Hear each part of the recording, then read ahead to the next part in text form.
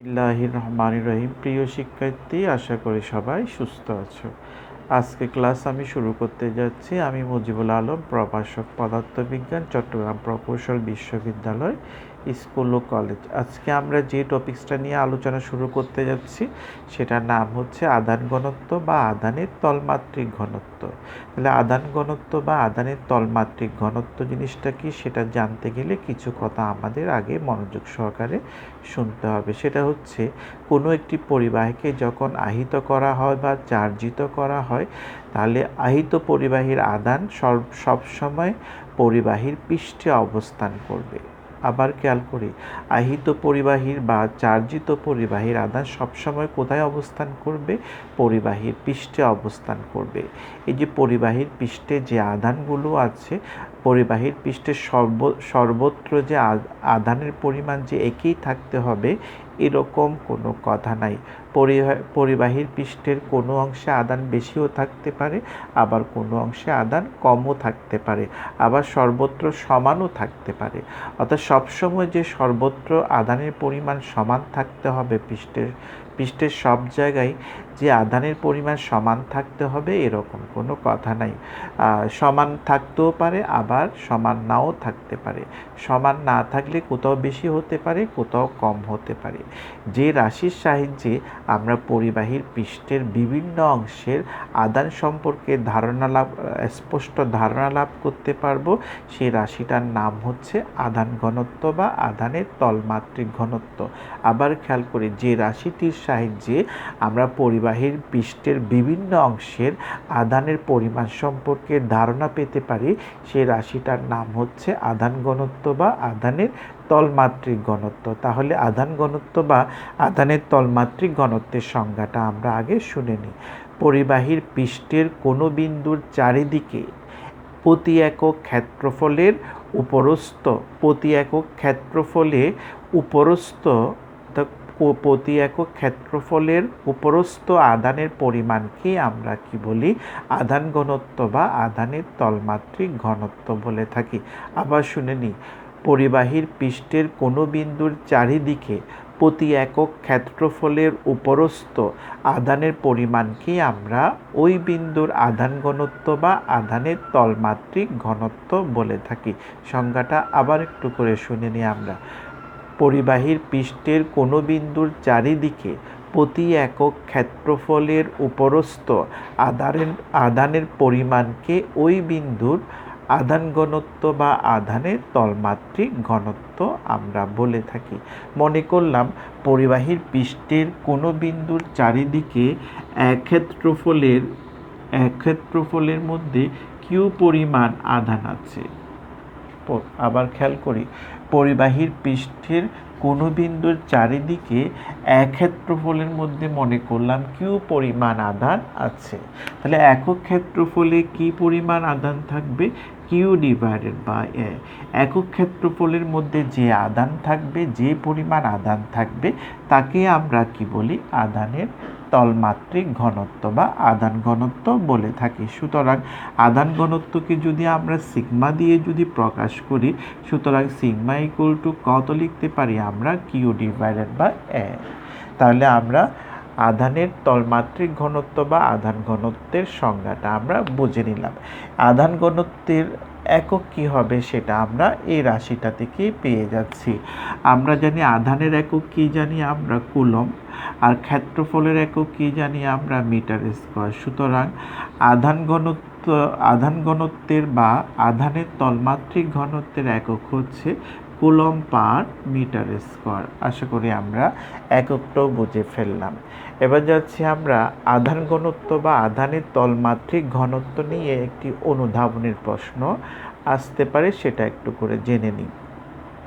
তাহলে আধান ঘনত্ব নিয়ে বা আধানের তলমাত্রিক ঘনত্ব নিয়ে যে অনুধাবনের প্রশ্ন আসতে পারে সেটা হচ্ছে কোনো তলের আধান ঘনত্ব 5 কুলম্ব পার মিটার স্কয়ার বলতে কি বুঝো? আবার খেয়াল করি, কোনো তলের আধান ঘনত্ব 5 কুলম্ব পার মিটার স্কয়ার বলতে কি বুঝো? তাহলে আমরা কি বুঝি? ওই তলের প্রতি বর্গমিটার ক্ষেত্রফলে অথবা 1 বর্গমিটার ক্ষেত্রফলে, প্রতি বর্গমিটারও বলতে পারি অথবা 1 বর্গমিটারও বলতে পারি। তাহলে আমরা কি বুঝি? ওই তলের প্রতি বর্গমিটার ক্ষেত্রফলে বা 1 বর্গমিটার ক্ষেত্রফলে কত কুলম্ব আধান বিদ্যমান থাকবে? 5 কুলম্ব আধান বিদ্যমান থাকবে। তাহলে আমরা আধান ঘনত্ব নিয়ে যে অনুধাবনের প্রশ্ন আসতে পারে সেটাও আমরা জেনে ফেললাম। এবার যাচ্ছি আধান ঘনত্বের সাথে আমাদের তড়িৎ প্রাবল্যের একটি সম্পর্ক আছে, সেটা আমরা একটু ব্যাখ্যা করতে যাচ্ছি। তাই সেটা ব্যাখ্যা করতে গেলে প্রথমে আমরা কি নিলাম? একটি মাধ্যমাঙ্ক বিশিষ্ট কোনো একটি মাধ্যমে একটা গোলাকার পরিবাহক আমরা নিলাম। আমরা কি নিলাম সেটা খেয়াল করি। মাধ্যমাঙ্ক বিশিষ্ট কোনো মাধ্যমে আমরা একটা গোলাকার পরিবাহক নিলাম এবং ওই পরিবাহককে আমরা প্লাস কিউ আধানে চার্জিত করলাম। কত আধানে? প্লাস কিউ আধানে আমরা চার্জিত করলাম। তাহলে আমরা কিউ আধানে যখন চার্জিত করব, এই চার্জিত গোলকটা যখন আমরা বিচ্ছিন্নভাবে থাকবে, অর্থাৎ এর পাশে অন্য কোনো আহিত বস্তু যদি না থাকে বা অন্তরক পদার্থ যদি না থাকে, অর্থাৎ আহিত গোলকটা যদি বিচ্ছিন্নভাবে থাকে, তাহলে আহিত গোলকের পৃষ্ঠের মধ্যে যে গোলকটাকে আহিত গোলকের মধ্যে যে কিউ পরিমাণ আধান আছে, এই কিউ পরিমাণ আধান গোলকের পৃষ্ঠে কিভাবে বণ্টিত হবে? সুষমভাবে বণ্টিত হবে। কখন?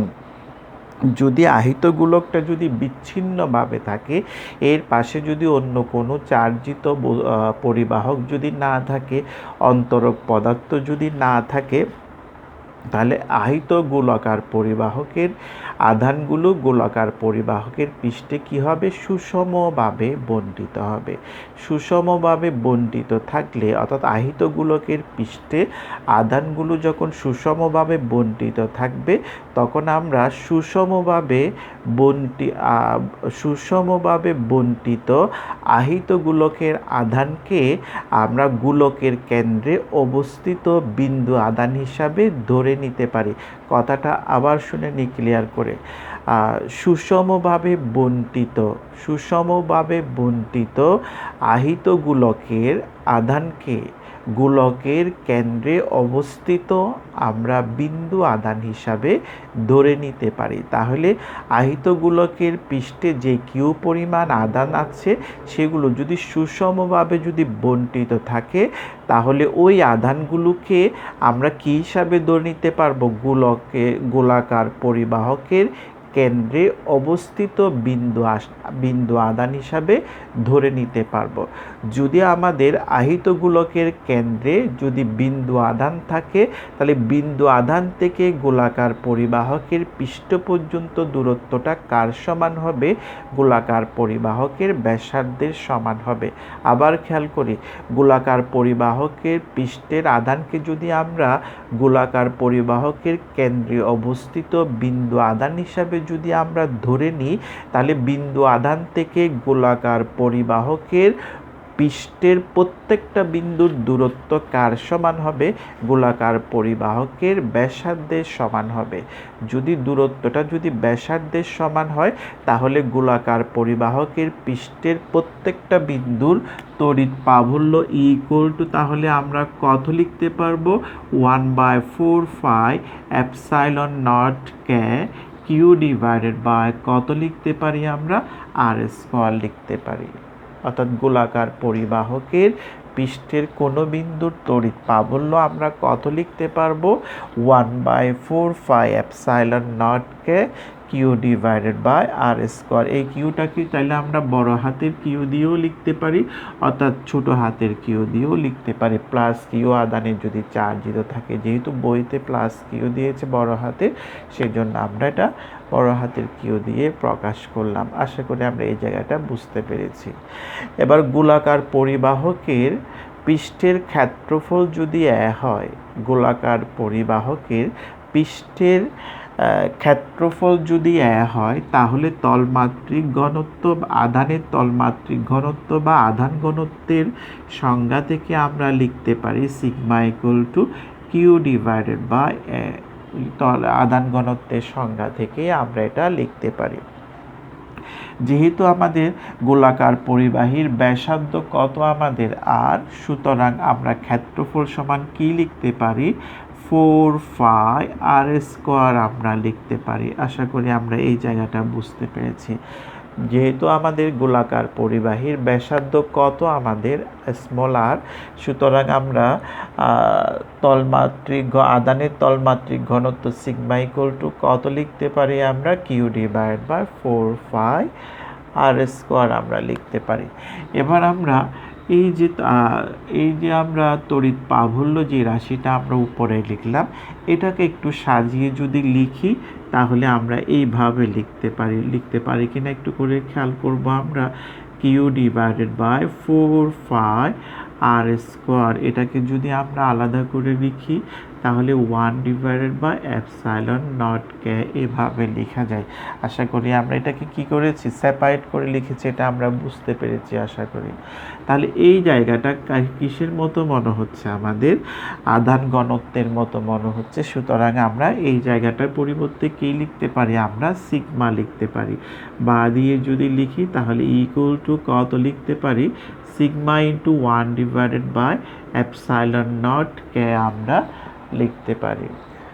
তাহলে এখান থেকে লেখা যায় বা দিয়ে আমরা লিখতে পারি ইকুয়াল টু, তাহলে কত হয়ে গেল আমাদের, সিগমা ডিভাইডেড বাই ε0k। আবার আমরা কি জানি সেটা এখানে লিখি। আমরা জানি এপসাইলন ইকুয়াল টু কি জানা আছে, ε0k আমাদের জানা আছে।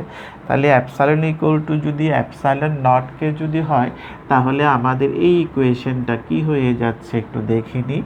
ইকুয়াল টু তাহলে কি হয়ে যাবে, আমাদের সিগমা ডিভাইডেড বাই এপসাইলন হয়ে যাবে। আশা করি আমরা বুঝতে পেরেছি। তাহলে এপসাইলন হচ্ছে কি আমাদের যে কোনো মাধ্যমের, অর্থাৎ আমাদের পরিবাহকটা যে মাধ্যম আছে ওই মাধ্যমের ভেদন যোগ্যতা। যদি আমাদের গোলাকার পরিবাহকটা যদি শূন্য মাধ্যমে থাকে তাহলে সেই ক্ষেত্রে এপসাইলন না হয়ে কি হবে আমাদের, যদি আমাদের গোলাকার পরিবাহকটা শূন্য মাধ্যমে থাকে তাহলে সেই ক্ষেত্রে তড়িৎ প্রাবল্য ইকুয়াল টু কত হবে, সিগমা ডিভাইডেড বাই ε0 হয়ে যাবে। এটাই হচ্ছে এটাও আমাদের তড়িৎ প্রাবল্যের সাথে কার সম্পর্ক, আধান ঘনত্বের সম্পর্ক। এটাও আমাদের তড়িৎ প্রাবল্যের সাথে আধান ঘনত্বের সম্পর্ক। এটা হচ্ছে আমাদের এপসাইলন ভেদন যোগ্যতা বিশিষ্ট মাধ্যমের ক্ষেত্রে এই সম্পর্কটা, আর এটা হবে কি আমাদের শূন্য মাধ্যমের ক্ষেত্রে প্রাবল্যের সাথে কার সম্পর্ক, আমাদের শূন্য মাধ্যমে প্রাবল্যের সাথে আধান ঘনত্বের সম্পর্ক। তাহলে আমরা আধান ঘনত্ব নিয়ে যে কথাবার্তাগুলো আছে সেগুলো আমরা শেষ করলাম। আমরা তো এই ক্ষেত্রে আধান ঘনত্বের সাথে প্রাবল্যের সম্পর্ক বিবেচনা করার জন্য, সম্পর্কটা আনার জন্য গোলাকার পরিবাহী আমরা ইউজ করেছিলাম বা ব্যবহার করেছিলাম। আসলে এই ইকুয়েশনটা যদিও আমরা গোলাকার পরিবাহীর ক্ষেত্রে এটা প্রমাণ করেছি বা প্রতিপাদন করেছি, ইকুয়েশনটা আসলে যে কোনো পরিবাহীর ক্ষেত্রে প্রযোজ্য হবে। অর্থাৎ এখানে যদি আমাদের পরিবাহীটা যদি গোলাকার না হয়ে যদি অন্য আকৃতির হয় তাহলে ওই ক্ষেত্রে এটা কি নির্দেশ করবে, ওই পরিবাহকের ক্ষেত্রফল নির্দেশ করবে। যদি বর্গাকার হয় তাহলে বর্গক্ষেত্রের ক্ষেত্রফল নির্দেশ করবে। যদি আমাদের পরিবাহীটা যদি আয়তাকার হয় তাহলে আয়তক্ষেত্রের ক্ষেত্রফল নির্দেশ করবে। অর্থাৎ আমরা বোঝাতে চাচ্ছি এই যে ইকুয়েশনের মধ্যে যে আছে এটা, এই ক্ষেত্রে আমরা গোলাকার পরিবাহী ব্যবহার করেছি বলে আমরা এখানে গোলাকার পরিবাহীর ক্ষেত্রফল দিয়েছি। কিন্তু এটা যদি গোলাকার না হয়, পরিবাহীটা অন্য আকৃতির হয়, তাহলে সেক্ষেত্রে ওই এর স্থানে ওই পরিবাহীর ক্ষেত্রফলটা বসায় দিলে হয়ে যাবে। আশা করি আমরা আধান ঘনত্ব নিয়ে যে ধারণাগুলো দরকার সেগুলো আমরা নিতে পেরেছি।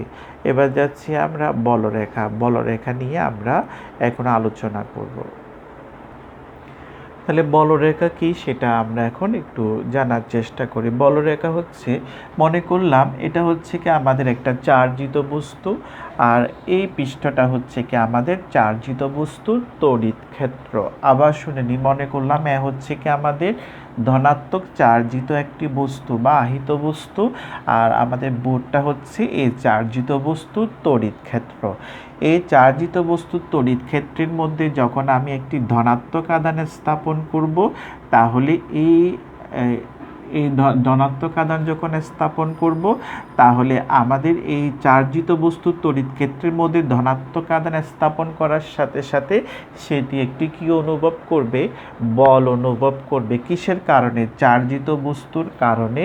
চার্জিত বস্তুর তড়িৎ ক্ষেত্রের মধ্যে আমি যদি একটি ধনাত্মক আধান যদি স্থাপন করি, তাহলে সেটি একটি বল অনুভব করবে। যদি আমাদের ধনাত্মক আধানটি যদি কি হয়? মুক্ত আধান হয়, তাহলে এই বলের কারণে এই আধানটি এই জায়গায় স্থির না থেকে সে কি করবে? একটা চলাচল, একটা পথ দিয়ে চলতে আরম্ভ করবে। আবার খেয়াল করি, ওই বলের কারণে, অর্থাৎ আমাদের চার্জিত বস্তুটা ধনাত্মক আধানের উপর যেই বলটা প্রয়োগ করতেছে, ওই বলের কারণে আমাদের আধানটি যদি মুক্ত আধান হয়, তাহলে সেটা স্থির না থেকে তড়িৎ ক্ষেত্রের মধ্যে একটি পথ দিয়ে কি করবে? চলাচল করবে বা পরিভ্রমণ করবে। এই বলের কারণে আমাদের ধনাত্মক আধানটি তড়িৎ ক্ষেত্রের মধ্যে যে পথ দিয়ে পরিভ্রমণ করবে, যে পথ দিয়ে চলাচল করবে, ওই পথটাকেই আমরা কি বলি? বলরেখা বলে থাকি। বুঝতে পেরেছি? অর্থাৎ চার্জিত বস্তুর কারণে আমাদের ধনাত্মক আধানটি যেটা তড়িৎ ক্ষেত্রের মধ্যে স্থাপন করলাম, চার্জিত বস্তুর তড়িৎ ক্ষেত্রে স্থাপন করলাম, সেই ধনাত্মক আধানটি একটি বল অনুভব করবে। কিসের কারণে? চার্জিত বা আহিত বস্তুর কারণে। এই বলের জন্য আমাদের আধানটা যদি, ধনাত্মক আধানটা যদি মুক্ত আধান হয়, তাহলে সেটি স্থির না থেকে তড়িৎ ক্ষেত্রের মধ্যে একটি পথ দিয়ে কি করবে? চলাচল করবে বা পরিভ্রমণ করবে। যে পথ দিয়ে সে চলাচল করবে বা পরিভ্রমণ করবে, সেই পথটাকেই আমরা কি বলি? বলরেখা বলি। এই যে আমরা বলরেখার সংজ্ঞা যে দিলাম, তাহলে এখান থেকে কথাবার্তাগুলোর মধ্য থেকে বলরেখার একটা সংজ্ঞা চলে আসতেছে।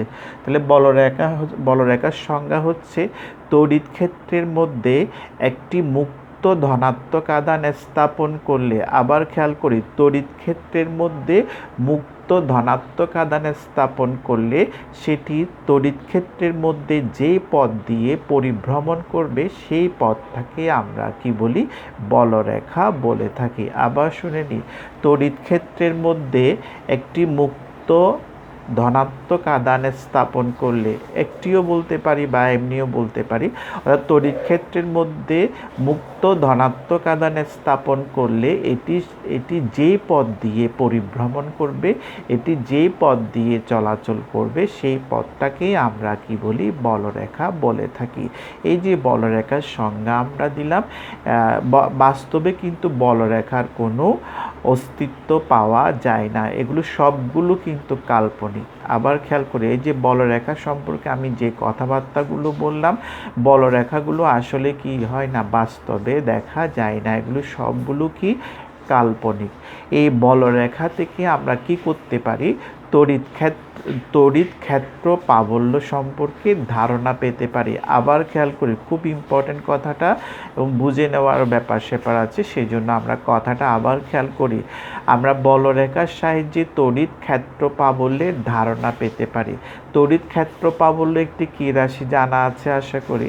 তড়িৎ ক্ষেত্র প্রাবল্য হচ্ছে একটি ভেক্টর রাশি। তাহলে একটি ভেক্টর রাশির ধারণা পেতে হলে তার কি দরকার? মান জানতে হবে এবং দিক জানতে হবে। মান এবং দিক জানা থাকলে আমরা একটা ভেক্টর রাশি সম্পর্কে সম্পূর্ণ ধারণা আমরা পেতে পারি। তাহলে যেহেতু তড়িৎ প্রাবল্য একটি ভেক্টর রাশি, বলরেখার সাহায্যে আমরা তড়িৎ প্রাবল্যের ধারণা পেতে পারি। কিভাবে পেতে পারি সেটা আমরা এখন দেখব।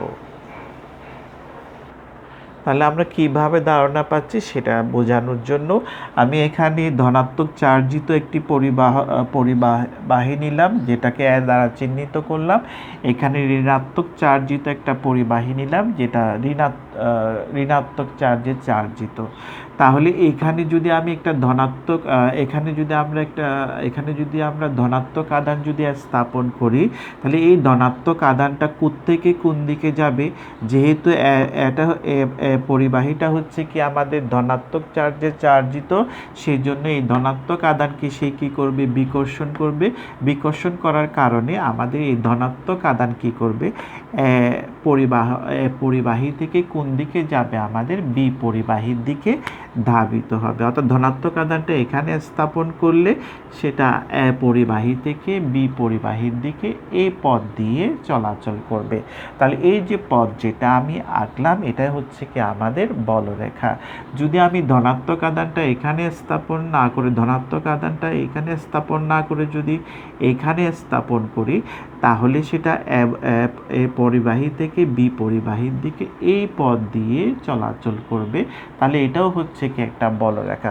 যদি আধানটা যদি আমি ধনাত্মক আধানটা যদি এখানে না রেখে যদি এইখানে রাখি, তাহলে সেটা দেখা যাবে পরিবাহী থেকে বিপরিবাহীর দিকে এই পথ দিয়ে চলাচল করবে। এটা হচ্ছে কি আমাদের বলরেখা। যদি আমি ধনাত্মক আধানটা যদি এইখানে রাখি, তাহলে সেই ক্ষেত্রে আমাদের আধানটা এই পথ দিয়ে পরিবাহী থেকে বিপরিবাহীর দিকে কি করবে, এই পথ দিয়ে চলাচল করবে। তাহলে এটাও হচ্ছে একটি বলরেখা।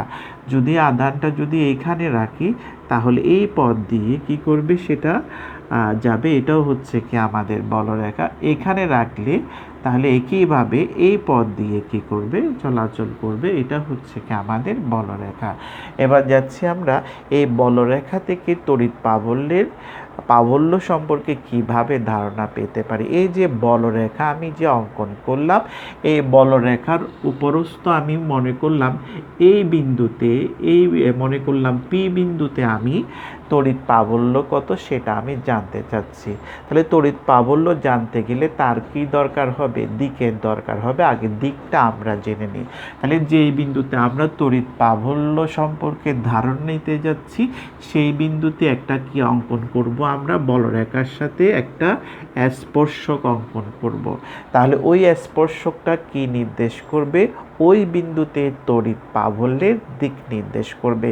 তাহলে আমরা পি বিন্দুতে তড়িৎ প্রাবল্যের দিক কোন দিকে হবে সেটা আমরা পেয়ে গেলাম। তাহলে বি বিন্দুতে তড়িৎ প্রাবল্য সম্পর্কে ধারণা পেতে গেলে কি কি লাগবে বলছিলাম, মনে আছে আমাদের মনে আছে কি লাগবে, পি বিন্দুতে তড়িৎ প্রাবল্যের ধারণা যদি পেতে চাই, তাহলে ওই বিন্দুতে তড়িৎ প্রাবল্যের দিক জানতে হবে, যেটা আমরা জেনে ফেললাম। দিকটা কোন বরাবর হবে, ওই বিন্দুতে বলরেখার সাথে অঙ্কিত স্পর্শকটা কি নির্দেশ করবে, ওই বিন্দুতে তড়িৎ প্রাবল্যের দিক নির্দেশ করবে। এবার মান কিভাবে পাবো, এবার আমরা মানটা কিভাবে পাবো, পি বিন্দুতে আমরা বলরেখার সাথে লম্বভাবে একটি তল কল্পনা করব। কার সাথে, বলরেখার সাথে পি বিন্দুতে আমরা লম্বভাবে একটি কি কল্পনা করব, তল কল্পনা করব। ওই তলের একক ক্ষেত্রফল দিয়ে যত সংখ্যক বলরেখা অতিক্রম করবে, ওই বলরেখার সংখ্যাই কি নির্দেশ করবে, আমাদের তড়িৎ প্রাবল্যের মান নির্দেশ করবে। আবার শুনে নিই, আমরা যেই বিন্দুতে তড়িৎ প্রাবল্য নির্ণয় করতে যাচ্ছি, ওই বিন্দুতে বলরেখার সাথে লম্বভাবে একটি কি কল্পনা করব, আমরা তল কল্পনা করব। ওই তলের একক ক্ষেত্রফল দিয়ে যত সংখ্যক বলরেখা অতিক্রম করবে, সেটাই আমাদের ওই বিন্দুতে তড়িৎ প্রাবল্যের মান নির্দেশ করবে। যদি আমাদের ওই একক ক্ষেত্রফল দিয়ে যদি বেশি সংখ্যক বলরেখা যদি অতিক্রম করে, তাহলে ওই বিন্দুতে তড়িৎ প্রাবল্যের মান বেশি হবে। যদি ওই তলের একক ক্ষেত্রফল দিয়ে যদি কম সংখ্যক বলরেখা অতিক্রম করে, তাহলে তড়িৎ প্রাবল্যের মান কম হবে। সুতরাং আমরা কি বলতে পারি, বলরেখা একক ক্ষেত্রফল দিয়ে অতিক্রান্ত বলরেখার সংখ্যা দ্বারা আমরা ওই বিন্দুতে তড়িৎ প্রাবল্যের মান নির্দেশ করতে পারি, এবং ওই বিন্দুতে বলরেখার সাথে অঙ্কিত স্পর্শক ওই বিন্দুতে তড়িৎ প্রাবল্যের দিক নির্দেশ করে। সুতরাং আমরা বুঝতে পারলাম বলরেখার সাহায্যে আমরা কিভাবে তড়িৎ প্রাবল্য বর্ণনা করতে পারি বা ব্যাখ্যা করতে পারি, সেটা আমরা বুঝে নিলাম। তার মানে কি বললাম আমরা, তাহলে একক ক্ষেত্রফল দিয়ে অতিক্রান্ত বলরেখার সংখ্যা যদি বেশি হয় তাহলে আমাদের কি হবে, তড়িৎ প্রাবল্যের মানটা বেশি হবে, অর্থাৎ তড়িৎ প্রাবল্যের মান কার সমানুপাতিক, একক ক্ষেত্রফল দিয়ে অতিক্রান্ত বলরেখার সমানুপাতিক। তাহলে শিক্ষার্থীরা আমরা বলরেখা সম্পর্কে মোটামুটি ধারণা দিয়ে দিলাম। এই বলরেখার কতগুলো ধর্ম বা বৈশিষ্ট্য আছে সেটা একটু করে জানিয়ে দিয়ে আমরা আজকে ক্লাসটা শেষ করব। বলরেখার বৈশিষ্ট্য হচ্ছে বলরেখাগুলো খোলা বক্ররেখা হবে। বলরেখাগুলো কি হবে, খোলা বক্ররেখা হবে। কিভাবে হচ্ছে একটু করে দেখে নিই। এই যে আমরা এখানে দেখলাম ধনাত্মক পরিবাহকের পৃষ্ঠ থেকে বলরেখাটা নির্গত হয়ে এভাবে যাচ্ছে, ঋণাত্মক আদানে আহিত বস্তুতে গিয়ে কি হচ্ছে, আমাদের শেষ হয়ে যাচ্ছে। অর্থাৎ এই যে বক্ররেখা, এই বক্ররেখার একটা প্রান্ত আছে এখানে আর একটা প্রান্ত এখানে, অর্থাৎ শুরু হয়েছে এখান থেকে, শেষ হয়েছে আমাদের ঋণাত্মক আদানে গিয়ে শেষ হয়েছে। দুটো প্রান্ত কিন্তু যুক্ত হয় নাই। যুক্ত হলে সেটা কি হতো, বদ্ধ বক্ররেখা হতো। যেহেতু যুক্ত হয় নাই সেজন্য এটাকে আমরা কি বলতে পারি, খোলা বক্ররেখা বলতে পারি। সুতরাং এখান থেকে আমরা বুঝতে পারলাম বলরেখাগুলো কি হবে, খোলা বক্ররেখা হবে, এটা আমরা বুঝতে পারলাম। আর এখান থেকে দেখা যাচ্ছে বলরেখাগুলো কোত্থেকে বের হয়, ধনাত্মক আদানে, অর্থাৎ ধনাত্মক আদান থেকে নির্গত হবে বা বের হবে, শেষ হবে কোথায় গিয়ে, আমাদের ঋণাত্মক আদানে গিয়ে শেষ হবে। এটাও হচ্ছে কি আমাদের বলরেখার বৈশিষ্ট্য। বলরেখা বের হবে কোত্থেকে, ধনাত্মক আদান থেকে বের হবে, শেষ হবে কোথায় গিয়ে, আমাদের ঋণাত্মক আদানে গিয়ে শেষ হবে। পরিবাহীর অভ্যন্তরে কোনো বক্ররেখা থাকবে না। আমরা দ্বিতীয় বৈশিষ্ট্য আলোচনা করলাম। বলরেখাগুলো কি হবে, দৈর্ঘ্য বরাবর স্থিতিস্থাপক বস্তুর ন্যায় দৈর্ঘ্য বরাবর সংকুচিত হবে। অর্থাৎ আমরা যদি আদানগুলো আমরা যদি কাছাকাছি নিয়ে আসি তাহলে বলরেখাগুলো কি হবে, দৈর্ঘ্য বরাবর কি হবে, সংকুচিত হয়ে যাবে, ছোট হয়ে যাবে। অর্থাৎ আদানগুলো যদি দূরে নিয়ে যাই তাহলে বলরেখাগুলো কি হবে, দৈর্ঘ্য বরাবর বৃদ্ধি পাবে। আর যদি আদানগুলো যদি কাছাকাছি নিয়ে আসি তাহলে দৈর্ঘ্য বরাবর কি হবে, সংকুচিত হবে। তাহলে আমরা তিনটা বৈশিষ্ট্য জানলাম। আর আরেকটা বৈশিষ্ট্য হচ্ছে দুটি বলরেখা কখনো কি হতে পারবে না, পরস্পরকে ছেদ করতে পারবে না। কেন ছেদ করতে পারবে না সেটা আমরা দেখে নিই। ওটা দেখার আগে কথাটা আবার শুনে নিই। দুটি বলরেখা কখনো কি করতে পারবে না, পরস্পরকে ছেদ করতে পারবে না। ছেদ করলে কি অসুবিধা হয় সেটা আমরা একটু করে দেখে নিই। মনে করলাম আমাদের এই বলরেখাকে ছেদ করলো, মনে করলাম আমরা মাঝখানের বলরেখাটা মনে করলাম আমাদের এই মাঝখানে যে বলরেখাটা আছে সেটা এইখানে ছেদ করলো, এই বিন্দুতে ছেদ করলো। তাহলে যদি ছেদ করে তাহলে এই ছেদবিন্দুতে আমরা কয়টা স্পর্শক আঁকতে পারবো, দুইটা স্পর্শক আঁকতে পারবো। এই ছেদবিন্দুতে আমরা এই বলরেখা দিয়ে একটা স্পর্শক আঁকতে পারবো, যেটা হবে এদিকে। এই ছেদবিন্দু দিয়ে এই বলরেখা, অর্থাৎ এই বলরেখা দিয়ে ছেদবিন্দু থেকে এই বলরেখারও একটা কি আঁকতে পারি, আমরা স্পর্শক আঁকতে পারি। যখন আমরা দুটি বলরেখা ছেদ করবে পরস্পরকে তখন ছেদবিন্দুতে দুটি বলরেখা দিয়ে আমরা কি করতে পারবো, দুটি স্পর্শক আঁকতে পারবো।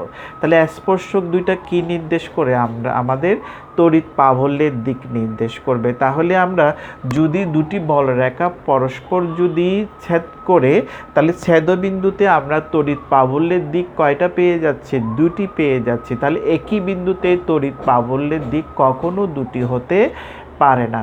যেহেতু একই বিন্দুতে কখনো তড়িৎ প্রাবল্যের দিক দুটি হতে পারে না, সুতরাং এখান থেকে আমরা সিদ্ধান্ত দিতে পারি যে দুটি বলরেখা কখনো কি করতে পারবে না, পরস্পরকে ছেদ করতে পারবে না। সুতরাং আমরা বুঝে ফেললাম বলরেখাগুলো কি করতে পারে না, পরস্পরকে কখনো ছেদ করতে পারবে না। এগুলো পৃথক পৃথক থাকবে। বলরেখাগুলো পরস্পরকে আড়াআড়িভাবে পার্শ্ব চাপ দেয়, অর্থাৎ এটা এটাকে বিকর্ষণ করবে, এটা এটাকে বিকর্ষণ করবে, একটা আরেকটাকে কি করবে, পার্শ্ব চাপ দেবে। কখনো দুটি বলরেখা কাছাকাছি আসবে না বা পাশাপাশি অর্থাৎ যুক্ত হয়ে যাবে না, পরস্পর কি হবে, বিচ্ছিন্ন অবস্থায় থাকবে। আরেকটা বৈশিষ্ট্য হচ্ছে বলরেখাগুলো ধনাত্মক পরিবাহক থেকে অর্থাৎ ধনাত্মক আদান থেকে লম্বভাবে, যদিও আমরা আকার ক্ষেত্রে এরকম হয়েছে, কিন্তু আসলে বাস্তবে বলরেখাগুলো ধনাত্মক আদান থেকে লম্বভাবে বের হবে এবং ঋণাত্মক আদানে গিয়ে লম্বভাবে কি করবে, প্রবেশ করবে। আবার শুনে নিই, আবার ক্লিয়ার করে নিই আমরা। বলরেখাগুলো ধনাত্মক আদান থেকে কি হবে, লম্বভাবে বের হবে এবং ঋণাত্মক আদানে গিয়ে লম্বভাবে প্রবেশ করবে। তাহলে আমরা বলরেখার কয়টি বৈশিষ্ট্য পেলাম, আবার একটু করে শুনে নিই। প্রথম বৈশিষ্ট্য হচ্ছে বলরেখাগুলো কি হবে, খোলা বক্ররেখা হবে। খোলা বক্ররেখা কি সেটা আমরা বুঝিয়ে দিয়েছি। বলরেখাগুলো থেকে বের হবে, ধনাত্মক আদান থেকে বের হবে, ঋণাত্মক আদানে গিয়ে শেষ হবে, পরিবাহীর অভ্যন্তরে কোনো বলরেখা থাকবে না। দ্বিতীয় বৈশিষ্ট্য হচ্ছে বলরেখাগুলো পরস্পরকে পার্শ্ব চাপ দেয়, আড়াআড়িভাবে কি দেবে, পার্শ্ব চাপ দেবে, অর্থাৎ এই বলরেখাকে কি করবে, বিকর্ষণ করবে। আর আমাদের চতুর্থ বৈশিষ্ট্য হচ্ছে বলরেখাগুলো কোণ বরাবর সংকুচিত হবে, স্থিতিস্থাপক বস্তুর ন্যায় দৈর্ঘ্য বরাবর কি হবে, সংকুচিত হবে। পঞ্চম বৈশিষ্ট্য হচ্ছে দুটি বলরেখা কখনো পরস্পরকে ছেদ করতে পারবে না। যদি ছেদ করে, ছেদবিন্দুতে কয়টি স্পর্শক আঁকা যাবে, দুটি বলরেখার উপর দুটি স্পর্শক আঁকা যাবে। তাহলে ছেদবিন্দুতে তাহলে তড়িৎ প্রাবল্যের দিক কয়টি হয়ে যাচ্ছে, দুটি হয়ে যাচ্ছে, যা কখনোই কি নয়, সম্ভব নয়। সুতরাং এখান থেকে আমরা সিদ্ধান্ত দিতে পারি যে দুটি বলরেখা কখনো পরস্পরকে ছেদ করতে পারবে না।